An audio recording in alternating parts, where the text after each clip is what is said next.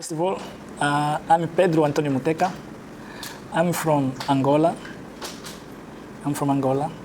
And I hear about the Blastline because I'm working with a lot of Indian guys in my country.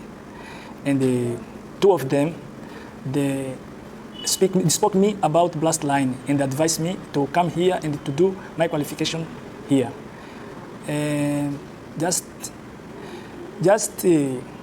a couple of days, I came and I met the Blastline Institute. About Blastline, in my opinion, it is a good institute because it's met with my expectative.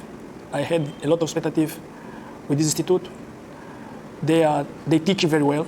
They have good teachers, and their teachers, they know what they are doing to the people. They can explain very well, and I feel good here. The days I was here, I feel good.